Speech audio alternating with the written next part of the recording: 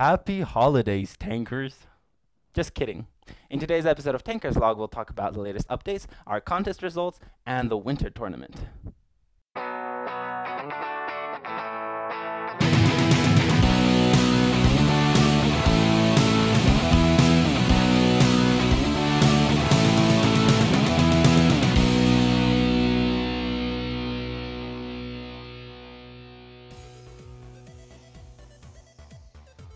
Tankers Log is a fan-made video series featuring the latest community news and events, hottest discussion topics, guides, contests, and more. I'm your host, Archangel.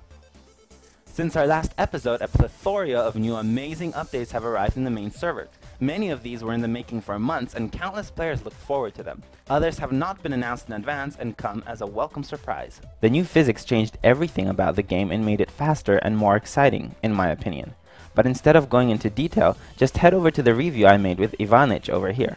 Ivanich is a well-known Russian player and YouTuber. He makes amazing videos, and recently we started working together to make English versions too. Hopefully you'll see more from us in the future. Another noteworthy update is the micro upgrades, tiny upgrades to your items which you can implement in between major modification upgrades. Pretty cool.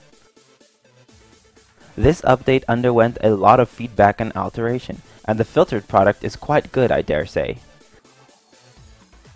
Again, you can get the details in the two videos I made with Ivanich. One answering the general questions and the other showing you the best ways to use the MUs without wasting too many crystals. The rank up effect has also been planned for some time, but I had no idea it would come together with update 208, which was the micro upgrades. So the cool thing is that now everyone in battle can see a person ranking up. A glorious light hovers above the person as the rank symbol ascends into the sky. So cool.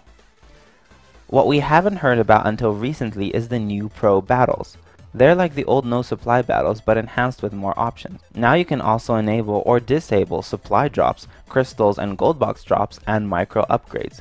The New Year event has been announced, though some mystery still remains. We get a whole bunch of gifts from Tanki, ranging from increased battle fund and gold boxes to new maps and in-game games, and even a New Year discount.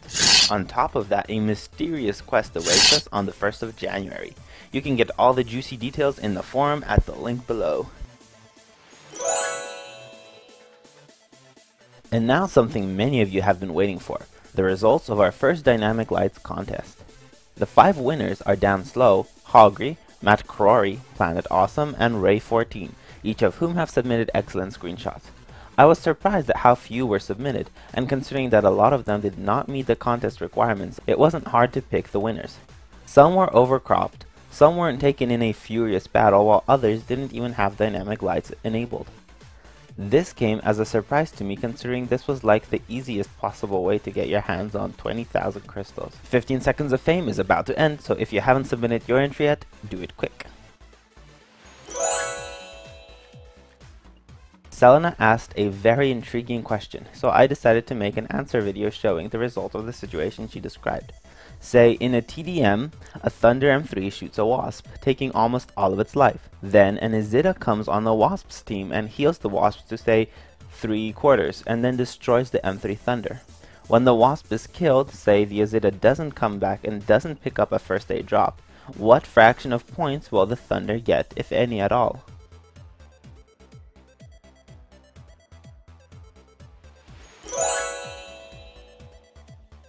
The winter qualifying tournament has already started. All 3 communities participate in this one, and in fact it's almost like 2 tournaments in one. The winners of the tournament, first 16 places, will receive large crystal rewards. The 16 best English clans will move into the top league, while the rest take up positions in the second league. Do we even have enough clans for the third and fourth leagues? We'll see. The first stage is the qualification stage, where clans are divided into groups of 3 or 4. They fight each other, and the clan which ends up last is knocked out of the tournament. In the group stage, the rest of the clans are mixed together again, but this time each clan plays against each of the other clans at least 2 times, and this time 2 losing clans are knocked out. In the final playoff stage, the remaining clans fight for a spot in the final and super final. The super final is something new, by the way, so we still are not entirely sure what it is.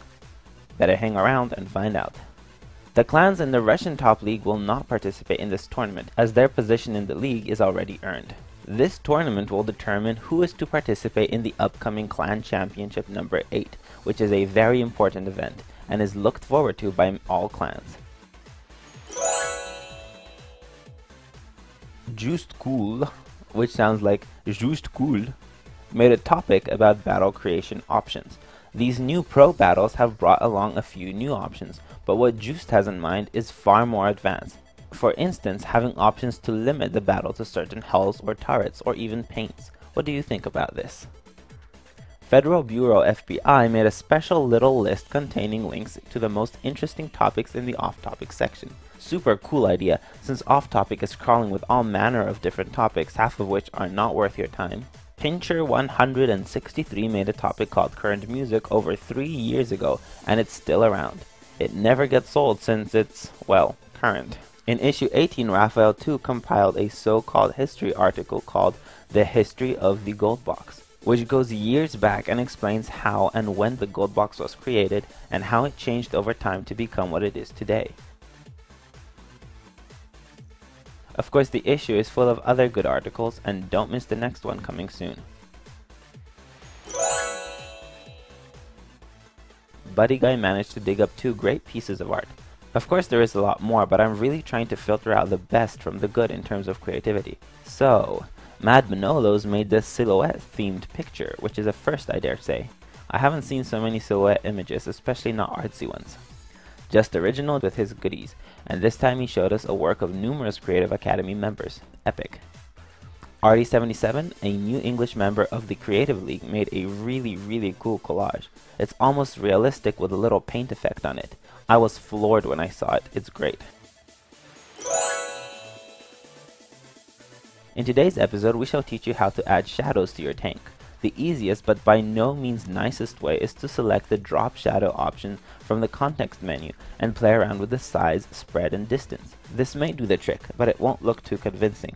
To customize your shadow a little, pick a soft brush, set the flow somewhere between 20 and 40, and just start drawing. Some parts of the shadow should probably be darker than others, depending on where the light is.